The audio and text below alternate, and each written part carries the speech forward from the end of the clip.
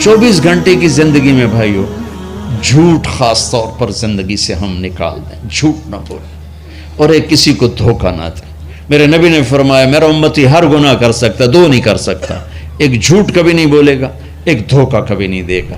تو ہم جھوٹ نہ بولیں، دھوکہ نہ دیں، ظلم نہ کریں، زیادتی نہ کریں۔ ظلم و زیادتی سے اللہ کا غضب حرکت میں آ جاتا ہے۔ میرے نبی نے فرمایا من آذا ذمیا فقد آذانی، جس نے کسی غیر مسلم کو بھی دکھ پہنچایا تو اس نے مجھے دکھ پہنچایا، جس نے کسی غیر مسلم کو دکھ پہنچایا اس نے مجھے دکھ پہنچایا۔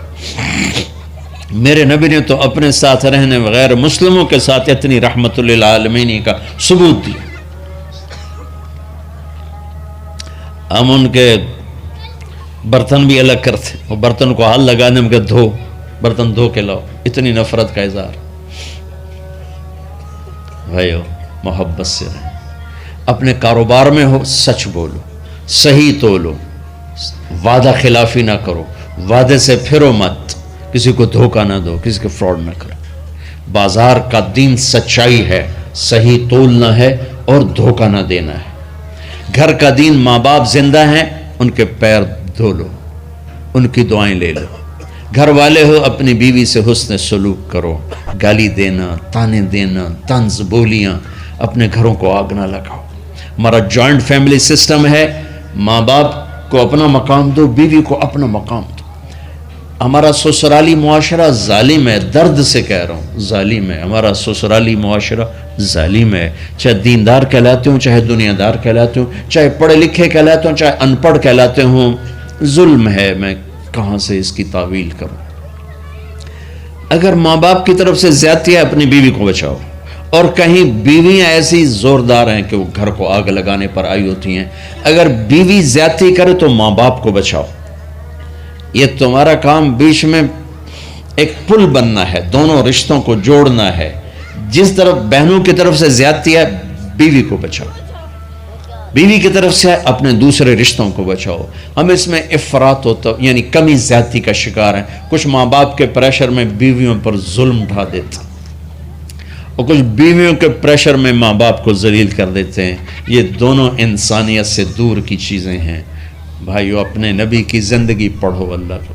میرے نبی کی ایک حدیث سناؤں، میرے نبی نے فرمایا یہ جو میرے مدینے والے لوگ ہیں نا یہ بڑے اچھے ہیں، ان کے گھر میں جب کسی کی ڈولی اترے نا تو اسے یوں لگتا ہے جیسے میں اپنے ماں باپ کے گھر ہی آ گئی۔ یہ چند دن پہلے میں نے حدیث پڑھی تو مجھے بڑا مزہ آیا کہ میرا تو مستقل مضمون میں بیان کرتا رہتا ہوں۔ آپ نے فرمایا کہ یہ جو میرے انصار ہیں مدینے والے، ان کے گھر میں کسی کی ڈولی آ جائے تو اسے یوں لگتا ہے جیسے اس کو اپنے ماں باپ اور ساس سسروں میں کوئی فرق ہی نہیں نظر آتا، کہ یہ ایسے اچھے اخلاق کے لوگ ہیں۔ چلو اگر یہ نہیں ہو سکتا تو کم از کم یہ نفرت تو نہ ہو، لگائی بجھائی لڑائی جھگڑے، طلاقوں کی شرح بڑھ چکی ہے صرف زبان کی بدتمیزی پر، صرف زبان کی بدتمیزی پر، صرف زبان کی بدتمیزی پر طلاقوں کی شرح بڑھ چکی۔ بھائیو اپنے اخلاق سے اپنے رشتوں کو جیتو۔ ماں باپ کا دل جیتنا ہے، بہن بھائیوں کا دل جیتنا ہے، اپنی بیوی کا دل جیتنا ہے اچھے اخلاق کے ساتھ۔ بیوی کے ذمہ خامن کا دل جیتے اچھے اخلاق کے ساتھ، ساس سسر کا دل جیتے اچھے اخلاق کے ساتھ، اپنے بہن بھائیوں کا دل جیتے اچھے اخلاق کے ساتھ۔ میرے رب کی قسم تم چپ رہنا سیکھ لو، عزت تمہارے قدموں میں آ کے گرے گی۔ جواب نہ دو، چپ ہو جاؤ، اللہ عزت تمہارے قدموں پہ لا کے کھڑا کر دے، تمہارے قدموں میں آ کے اللہ عزت کو گرائے گا۔ اولاد کو عزت دو، اولاد کو عزت دو، اولاد کو عزت دو، ان کو ٹائم دو، پھر یہ ساری زندگی تمہارے غلام بنے گے۔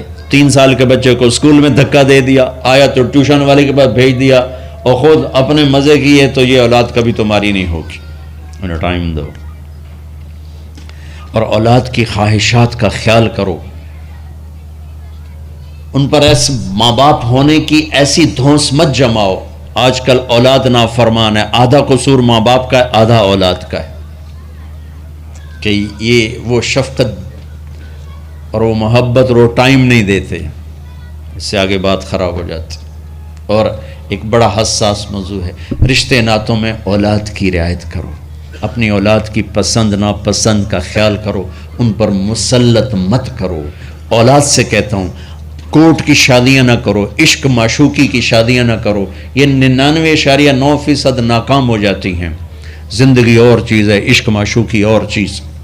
اپنے ماں باپ کی دعائیں برکتیں لے کر شادی کرو۔ لیکن ماں باپ سے کہتا ہوں اگر کہیں بچی کہہ دے میں نے نہیں کرنی یہاں، تو اللہ کے واسطے اس کی رعایت کرو، اس کو گائے بھینس نہ بناؤ کہ جس قلے نال مرضی جا کے بن چھڈو۔ انسان ہے، جانور نہیں ہے، انسان ہے۔ زندگی جس نے گزارنی اس کی رعایت کرو، اس کی رعایت کرو۔ اولاد سے کہتا ہوں ایسے لو میرج اور گرل فرینڈ بوائے فرینڈ ہمارا کلچر نہیں ہے، یہ ہلاکت اور تباہی کا راستہ۔ میں قربان جاؤں میرے نبی کہ صاحبزادی جنت کی عورتوں کی سردار کا رشتہ آسمان پہ طے ہو چکا ہے کہ علی کے ساتھ کیا جائے گا۔ خبر آ چکی، جبریل آ چکے ہیں کہ یا رسول اللہ فاطمہ علی کے لیے ہے، اور حضرت علی رشتے کا پیغام لے کر آئے ہیں، اور آپ فرما رہے ہیں انشاءاللہ۔ ہاں نہیں کی، کہا انشاءاللہ۔ ہاں تو ہو چکی ہے، انشاءاللہ۔ ہاں کیوں نہیں کی؟ ہاں ہو چکی۔ آپ کو سبق سکھانے کے، ہمیں شریعت سکھانے کے۔ گھر تشریف لے گئے، فاطمہ بیٹی علی کا رشتہ آیا ہے، ہاں کر دوں۔ اللہ اکبر۔ جب جبریل آ کے بتا چکے ہیں کہ یہ رشتہ ہو چکا ہے آسمانوں پر، اللہ نے کہہ دیا ہے کہ فاطمہ علی کا کے ہاتھ میں دی جائے گی، پھر یہ کیوں پوچھ رہے ہیں بیٹی علی کا رشتہ آیا ہے، ہاں کر دوں؟ ہمیں سکھانے کی کہ کتنی بچیاں سسک کے زندگی گزار دیتی ہیں، ماں پیو زبردستی کر دیتے، کتنے بچے سسک کے زندگی گزار دیتے ہیں کہ ماں باپ زبردستی کر دیتے۔ بھائیو اللہ کے واسطے شریعت پڑھو، دین پڑھو، نبی کی زندگی پڑھو۔ حضرت فاطمہ رضی اللہ تعالیٰ عنہ کا انکار کرنا تھا، کیا خیر آج کل کی شریف بچی بیچاری چپ کر کے کہتی ٹھیک ہے جی میں ماں پیو دی مرضی۔ تو فاطمہ جیسی ہستی کوئی تصور کر سکتا ہے؟ کہیں گی نہیں، وہاں سے اقرار ہی تھا، لیکن ہمیں پیغام دینا تھا، سکھانا تھا کہ یا رسول اللہ جیسے آپ بس علی جاؤ لوگوں کو بلاؤ، پھر لوگوں کو بلایا، پھر آپ نے نکاح پڑھایا، پھر رخصتی ہوئی، بلا کر آپ نے فاطمہ کا ہاتھ پکڑا اور یوں علی کے ہاتھ میں دے کر کہا علی تمہیں نبی کی بیٹی مبارک۔ اور پھر فرمایا فاطمہ مجھے جو سب سے زیادہ محبوب تھا میں نے تیرا ہاتھ اس کے ہاتھ میں دے دیا۔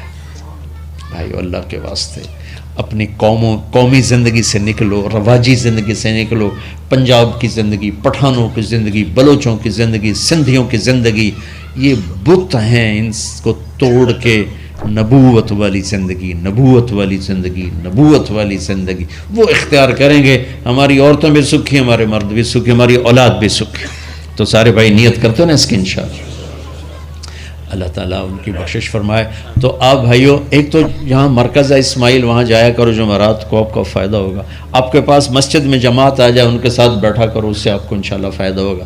مہینے میں 3 دن جایا کرو، اس سے آپ کو انشاءاللہ راستہ ملے گا۔ اور دعا سے پہلے اگر کسی سے لڑے ہوئے ہو، مستورات میں کوئی کسی سے لڑی ہوئی ہے یا آپ کسی سے لڑے ہوئے ہو، تو کہ میں ہاتھ جوڑتا ہوں، مر جانے والی جگہ پہ کیا لڑائیاں، معاف کر دو، معاف کر دو، معاف کر دو، اللہ پہ چھوڑ دو۔ اپنے نبی کے ایک حدیث سنا کے دعا کرتے ہیں، آپ نے فرمایا مدینے والوں سے، مدینے والوں میرے بعد تمہیں تمہارا حق نہیں ملے گا، کیا کرو گے؟ کہا جی ہم تلوار اٹھائیں گے، حق لیں گے۔ آپ نے فرمایا اگر میں اس سے اچھی چیز بتاؤں کرو گے؟ کہا جی کیا؟ کہا حق کے لیے لڑائی نہ لڑنا، چھوڑ دینا اور حوض کوثر پہ آ جانا، سارے پورے کروا دوں۔ اب یہ وعدہ مدینے والوں کے ساتھ نہیں ہے، یہ وعدہ ہر اس امتی کے ساتھ ہے جو جھگڑے سے بچنے کے لیے حق چھوڑ دے۔ اپنا حق لو، کوشش کرو، لیکن اگر لڑائی کی شکل ہے واپس ہو جاؤ کہ یا رسول اللہ آپ کے حوالے۔ آپ نے مدینے والوں میں ہمیں بھی شامل کیا ہے، جس کا حق مارا جائے اور لڑے نہیں، چھوڑ دے، صبر کر جائے، میرے انتظار کر آنکھیں بند ہونے کا کہ میرا نبی تیرا وکیل ہوگا اور اللہ جج ہوگا، ان ویکھیا فیصلہ کہندا ہوندا ہے۔ پھر تم اپنے حبیب کو اپنا وکیل بنا لو۔ اب معاف کر دو، عورتیں بھی معاف کر دیں، آپ بھی معاف کر دیں، گلے لگو، امت بنو، محبت سے رہو کیا 4 دن کی زندگی میں نفرتوں کی آگ بھڑکانا، محبت کے پھول بکھیر کے چلے جاؤ، کیا ظلمتیں پھیلانا، اپنے حصے کی شمع جلا کے چلے جاؤ۔